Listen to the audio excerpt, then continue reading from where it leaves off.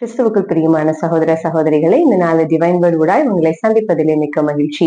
நியாயாதிபதிகள் 13:24 வசனம் சொல்லுகிறது, அந்த பிள்ளை வளர்ந்தது, கர்த்தர் அவனை ஆசீர்வதித்தார் என்று சொல்லி எழுதியிருக்கிறது.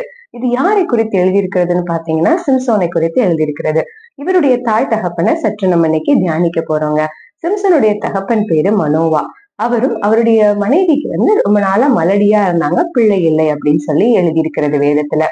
அந்த அதிகாரத்திலே பாத்தீங்க அப்படின்னா, கர்த்தருடைய தூதன் அந்த ஸ்திரீக்கு தரிசனமாகி நீ ஒரு குமாரனை பெறுவ அப்படின்னு சொல்லி சொல்றாங்க. உடனே மனோவாட்ட போய் அவங்க சொல்றாங்க.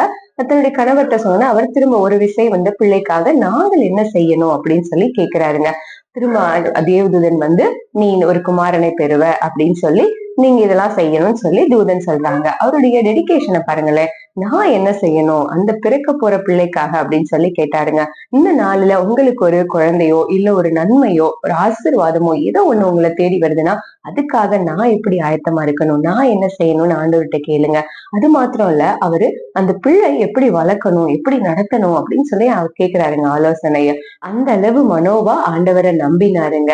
அதனாலதான் அவர் கேட்டாரு, இந்த பிள்ளையை எப்படி நடத்தணும் எப்படி வளர்க்கணும் அப்படின்னு சொல்லி கேட்டாருங்க. இந்த நாளிலையும் நீங்க என்ன காரியமா இருந்தாலும் சரி, அது என்ன நன்மைகளா இருந்தாலும் சரி, என்ன ஆசீர்வாதமா இருந்தாலும் அது சின்னதா இருக்கலாம் பெருசா இருக்கலாம், எதுவா இருந்தாலும் ஆண்டவருடைய ஆலோசனைப்படி ஆண்டவருடைய ஞானத்தின்படி தெய்வ ஞானத்தின்படி ஆலோசனைப்படி நீங்க நடந்து கொண்டீங்கன்னா அவருடைய சமூகத்துல உட்கார்ந்து இதை எப்படி செய்யணும் என்ன செய்யணும், நான் இதுக்கு எப்படி ஆயத்தமாகணும், வர்ற நன்மையை நான் எப்படி வளர்க்கணும், அதை எப்படி பெருக பண்ணணும், ஆண்டவருடைய ஆலோசனைப்படி நீங்க நடந்தீங்கன்னா கர்த்தர் நிச்சயமா ஆசீர்வதிப்பாருங்க, உங்களோட இருப்பார். அது மாத்திரம் அல்ல, தூதன்ட்ட கேக்குறாங்க உங்களுடைய நாமம் என்ன அப்படின்னு கேட்கும்போது அதிசயம் சொல்றாங்கங்க.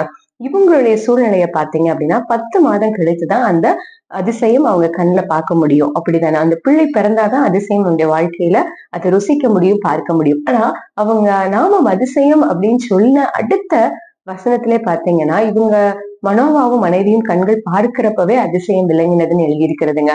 நீங்க அந்த அளவுக்கு ஆண்டவரோட நீங்க உறவாடி அவருடைய ஆலோசனைப்படி நடந்தீங்கன்னா அனுதினமும் உங்களுடைய வாழ்க்கையில அதிசயத்தை நீங்க காண்பீங்க.